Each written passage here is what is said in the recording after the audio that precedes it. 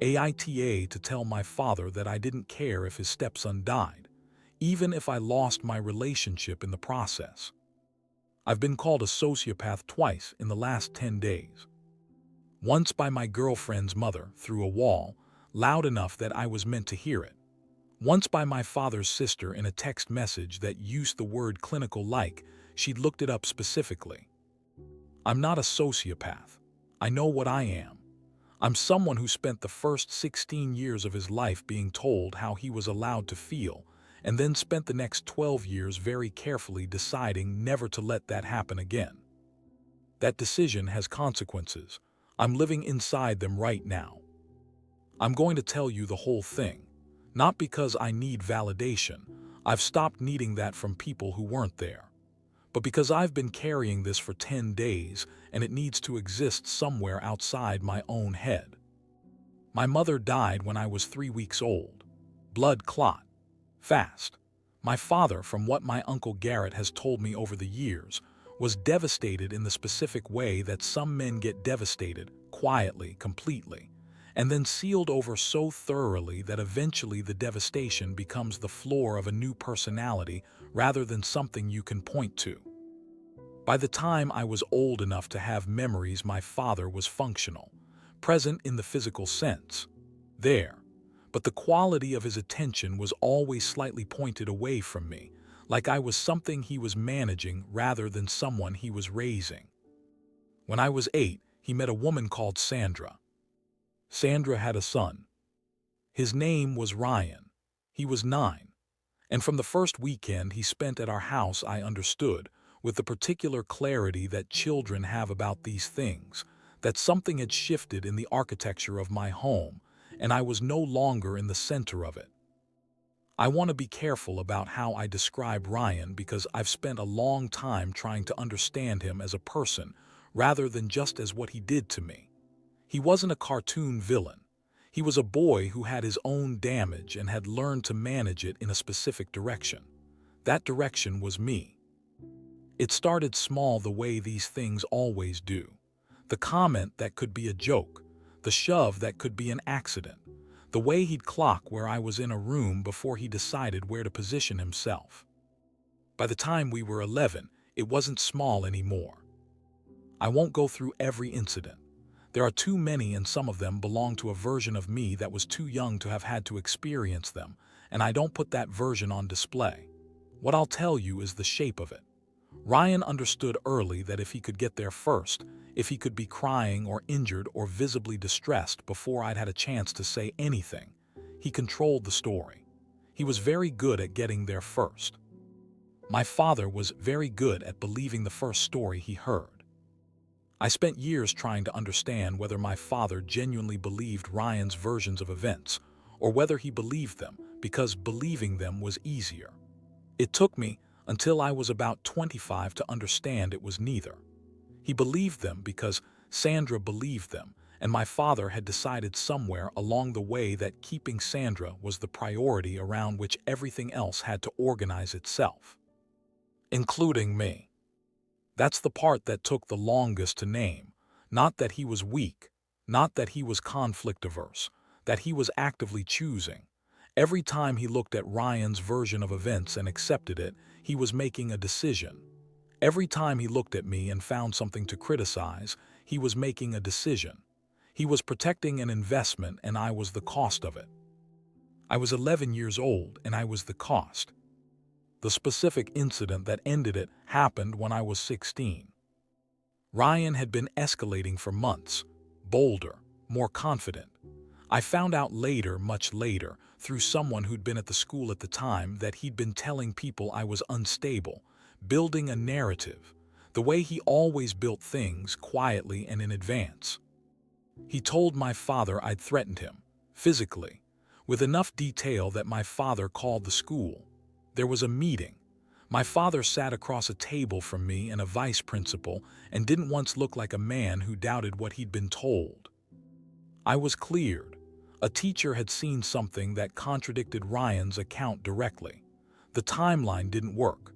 The vice principal said as much, carefully, in the language of institutions that don't like to say someone lied.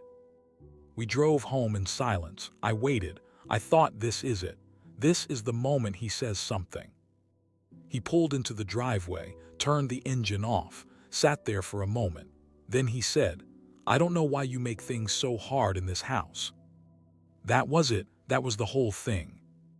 I didn't respond. I got out of the car. I went inside. I went to my room and I sat on the edge of my bed and I called my Uncle Garrett. Garrett is my mother's brother, the only person from her side of the family who stayed in contact after she died. He'd been a consistent presence my whole life, not close. Geography made that difficult, but consistent. The kind of person who remembered things, who asked specific questions, who listened to the answers. I told him everything, not just that night, everything, years of it. He was quiet for a long time. Then he said, "Do you want to come here?" I said yes before I'd finished thinking about it. He drove 4 hours that night, arrived at 11. I had 2 bags packed by the time he knocked on the door. My father came into the hallway when he heard the knock. He looked at the bags. He looked at Garrett. Something moved across his face. I've spent years trying to identify it. It wasn't guilt exactly. More like the expression of a man watching a consequence arrive that he'd known was coming and hadn't prepared for anyway. Garrett didn't raise his voice. That's the thing about him. He doesn't need to, he said. You had one job, one thing left of her, and you couldn't manage it. My father didn't respond. I walked past him. I didn't say anything. Ryan was at the top of the stairs watching. He had the expression he always had when something had gone his way. I looked at it one last time and then I looked away and I walked out the front door. Garrett drove. I sat in the passenger seat. Neither of us spoke for about 40 minutes. Then he said, "You don't have to talk about it." I said, "I know." He said, "Not tonight and not ever if that's what you want." I said, "I know." We drove the rest of the way in quiet that didn't need filling. I finished school, got a job, built something. Nothing dramatic, just a life. A real one with a shape I'd chosen myself. I blocked my father's number, blocked Sandra, blocked Ryan. Over the years I heard things the way you hear things when families overlap at their edges. Fragments, second-hand, unverified. Ryan was in and out of trouble. Sandra and my father had a difficult relationship with the word consequences. None of it touched me because I'd made sure it couldn't. Then 9 days ago Garrett called me. His voice had the quality it gets when he's about to say something he's been preparing. Careful, measured. He told me there had been an accident. Rain, a lorry on a motorway, Ryan's car, head-on. He said Ryan hadn't survived. I sat with that information for a moment, turned it over, waited to feel something specific. What arrived was nothing dramatic, just a flat, wide quiet.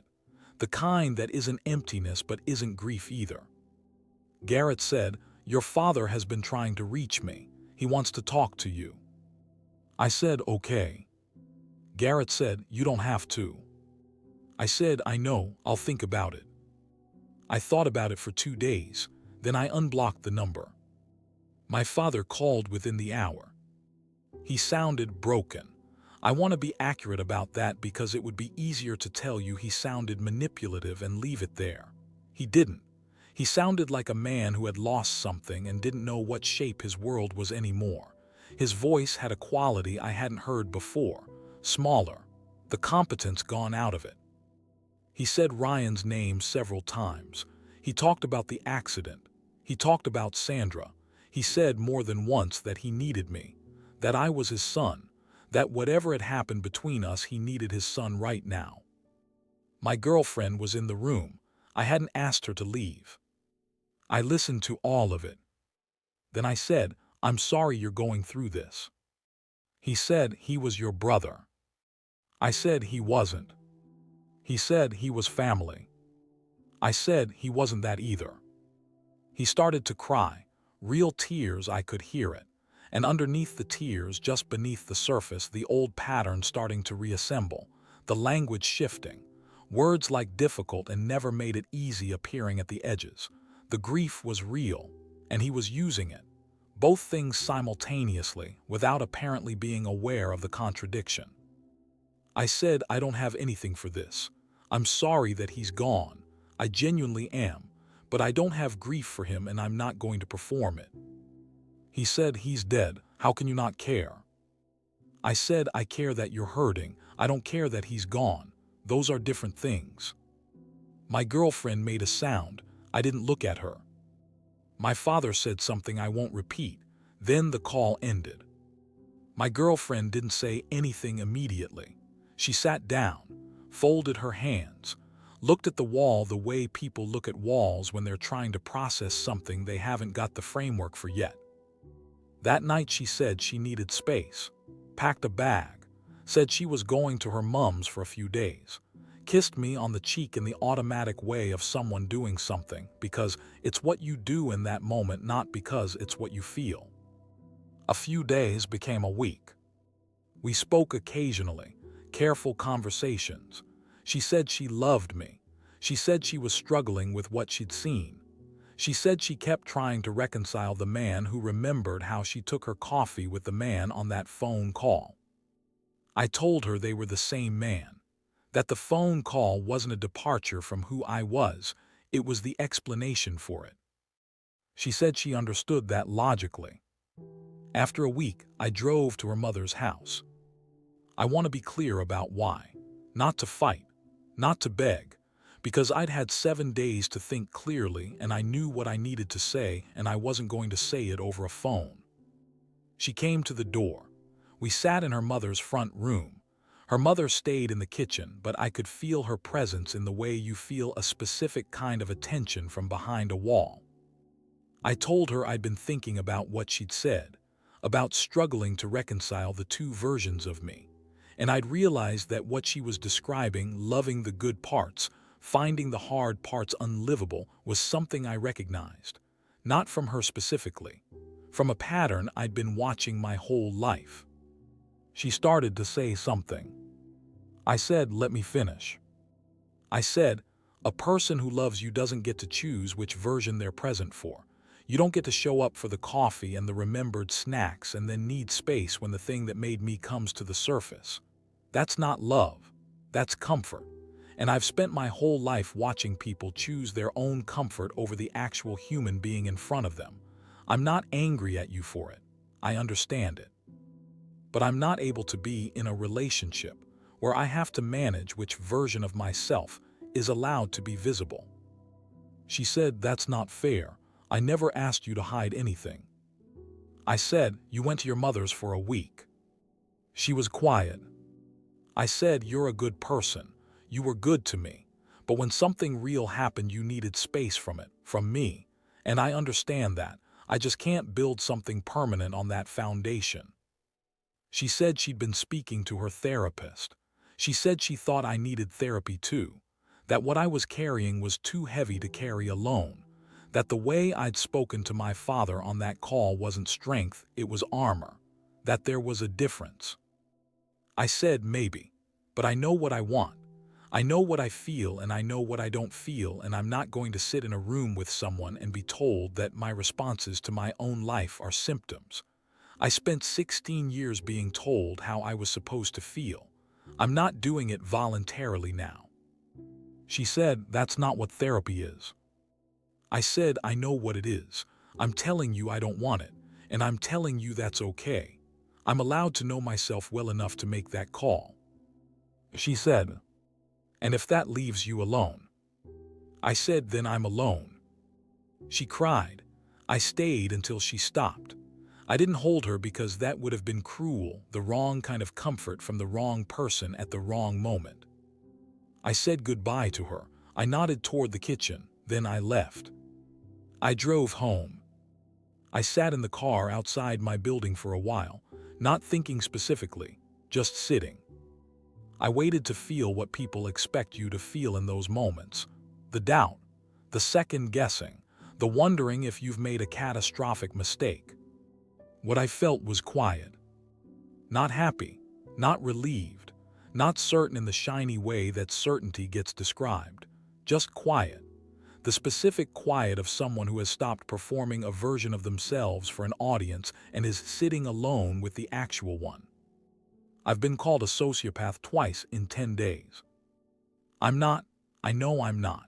A sociopath doesn't sit in a car feeling the weight of what they've lost, doesn't notice the specific quality of a kiss on a cheek that felt like a goodbye before either of you had said the word, doesn't carry 12 years of a decision in his body like something physical.